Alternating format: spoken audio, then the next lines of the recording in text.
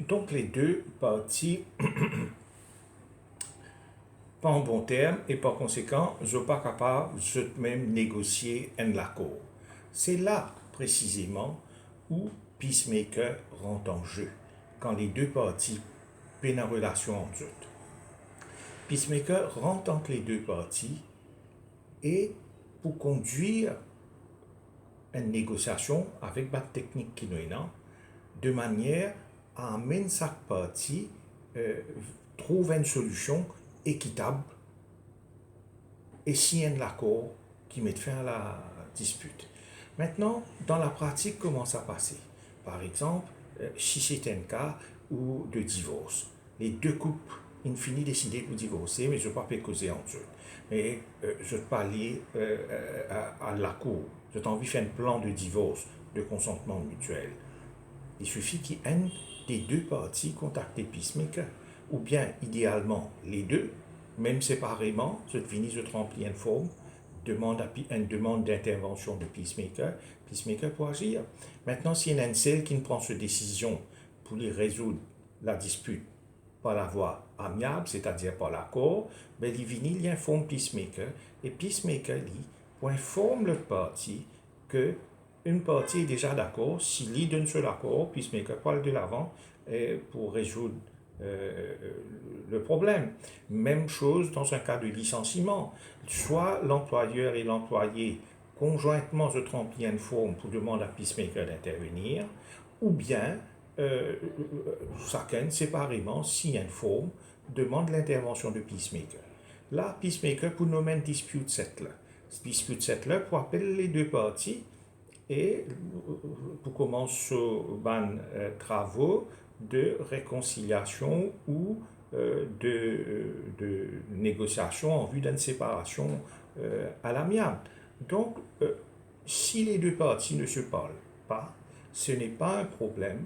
C'est même là où Peacemaker, à titre de tiers indépendant vis-à-vis des deux parties, l'y intervenir, l'y rentre entre les deux parties, l'y essaye, trouve, conduit une négociation et trouve l'accord.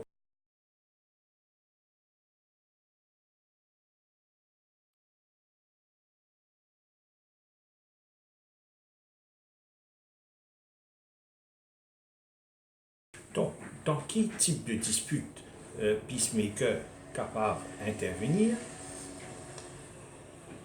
D'abord, la résolution à l'amiable, la justice à l'amiable ne s'applique qu'au cas civil et commercial, pas au cas criminel.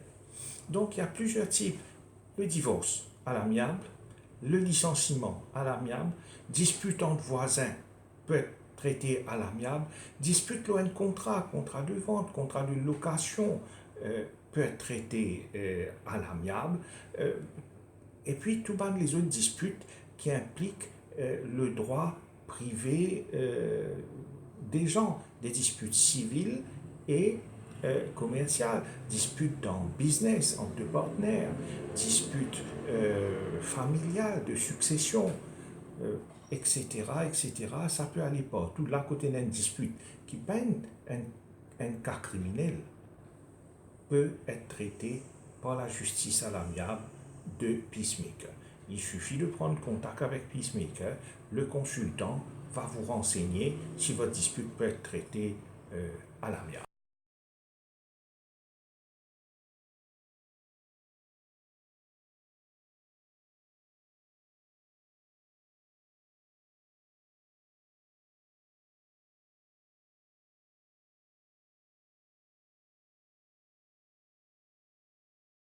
Quelles sont les qualifications du dispute settler?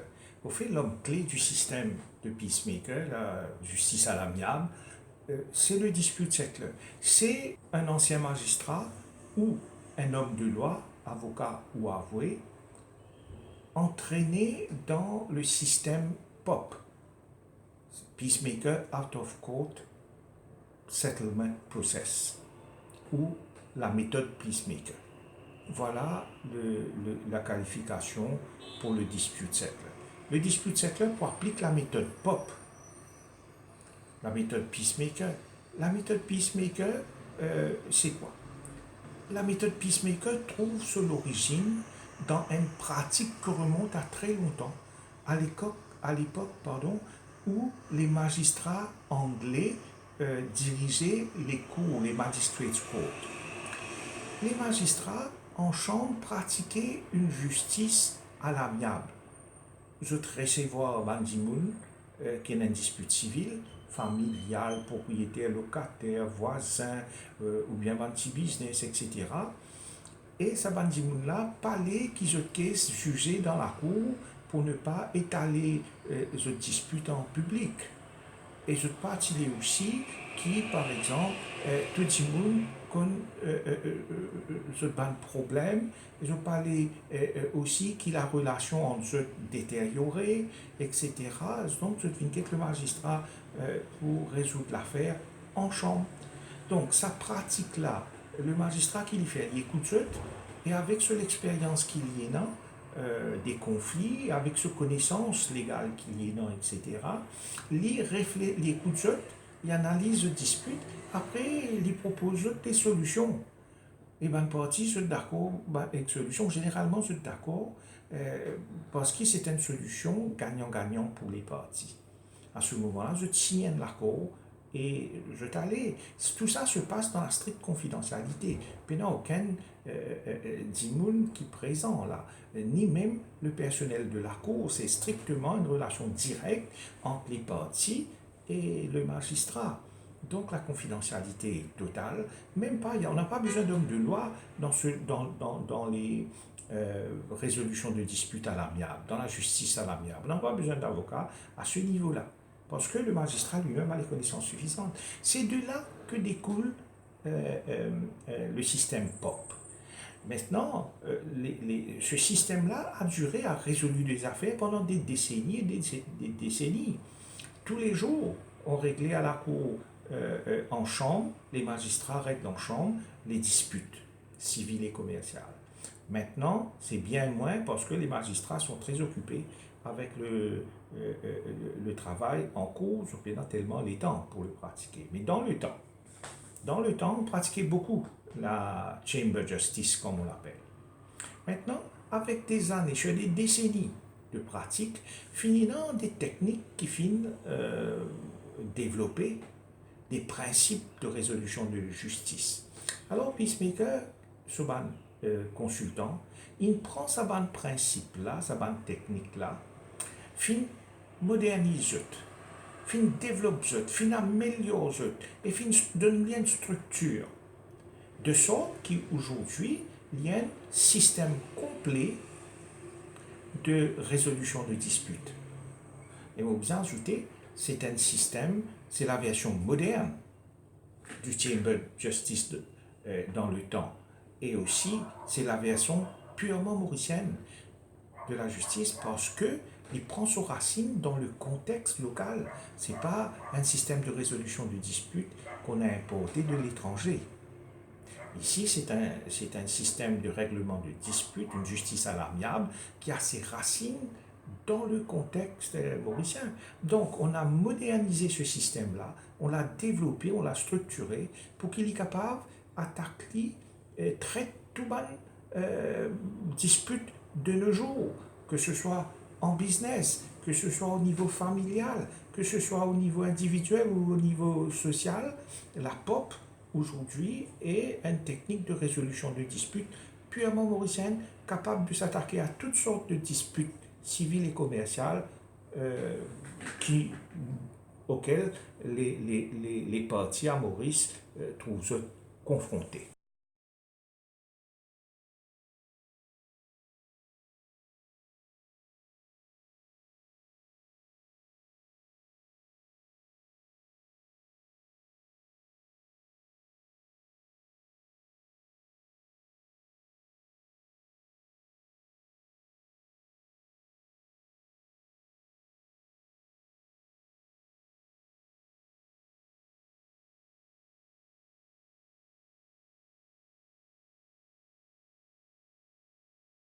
Absolument. L'accord que les parties signent avec Peacemaker est reconnu par la loi. Et le Code civil Et les jugements de la Cour suprême, comment ça, jugement qu'il mentionnait sur l'écran un petit peu avant là. Et de plus, c'est un accord solide. Une fois ça l'accord là signé, une partie, tout seul, pas capable, demande réouverture à sa caisse là. L'accord est définitif. Donc, la justice à l'amiable de Peacemaker est reconnue par la loi. L'accord qui est signé est reconnu par la loi. Sur les faits, il y a à peu près l'effet d'un jugement de la Cour. Maintenant, Peacemaker, c'est une compagnie qui est enregistrée au Companies Act sous le Companies Act. Donc, tout est parfaitement légal dans l'activité de Peacemaker et surtout dans l'accord que les parties signent avec Peacemaker.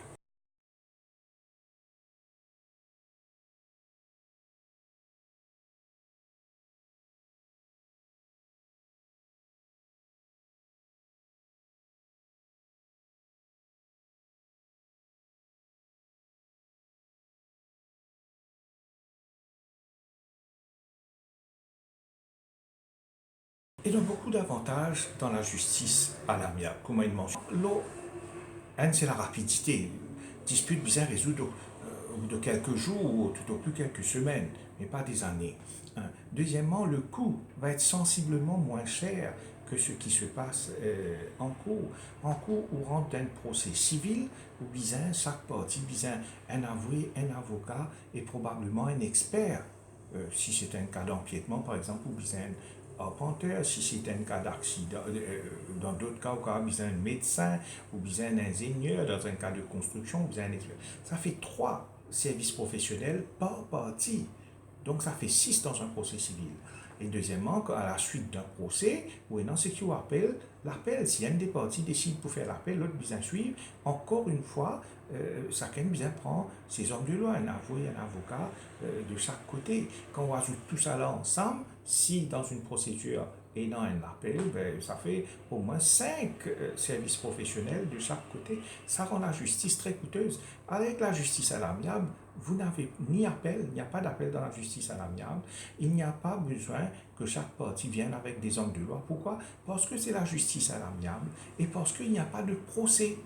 C'est la raison pour laquelle, maintenant, c'est pourquoi, dans le système de Peacemaker, le dispute settler doit être obligatoirement un homme de loi, formé à la méthode Peacemaker. Il est obligatoirement un homme de loi, un avoué ou un avocat. Donc, il dispose des connaissances et de l'expérience qu'il faut, d'autant plus qu'il dispose d'un outil, la POP, pour régler le litige, ce qui permet de dispenser à bonne partie le besoin d'aller retenir les services des hommes de loi et donc permettre à une partie faire beaucoup d'économies de dépenses. D'autant plus qu'il n'y a pas des frais de justice, les frais de la cour, etc. Dans la justice à l'amiable. Les parties font une économie substantielle également. Donc, sur les deux plans. Maintenant, il y a une chose qui est bizarre. Quand le dispute settler est un homme de loi, avoué ou avocat, quand il peut agir comme dispute settler, il n'agit pas comme l'avocat des parties. Là, il agit plutôt comme un conciliateur qui cherche à concilier les parties. Il n'agit pas dans sa fonction d'avocat ou d'avoué de partie. Mais la connaissance qu'il dispose permet qu'il trouve la solution au problème et faire des recommandations aux parties pour capable trouver un accord. Donc, à côté de cet avantage de dépenses substantielles, il y a d'autres avantages, la confidentialité, parce que c'est un dispute qui se règle en privé. Donc, le public n'est pas admis dedans, dans cette procédure-là. Mais il y a un avantage sur lequel il est appesantir. Surtout, il est très important dans les cas de disputes familiales, des disputes de divorce et même dans les cas de licenciement. C'est que du fait qu'il y a une confrontation en public comme dans un procès, les relations entre les parties ne sont pas ne se détériorent pas. Bonne partie, quand je sortis dans un procès, souvent, je sortis en devenant des ennemis. L'idée de la justice à l'amiable, un des buts de la justice à l'amiable, c'est de préserver la relation qui va partie, qui va la bonne relation entre les parties. Qui fait, c'est important. Par exemple, dans le business, une entreprise avec ce travailleur ou bien une entreprise avec ce client, je ne suis pas capable de permettre de perdre des clients comme ça, le marché est déjà petit. Dans une dispute familiale, par exemple, la succession, vu la relation entre frères et sœurs, entre héritiers, il est important qu'après l'opération de partage, la famille continue à exister. Et non pas qu'à l'occasion du partage de la succession, la famille éclatée et les frères et sœurs deviennent des ennemis.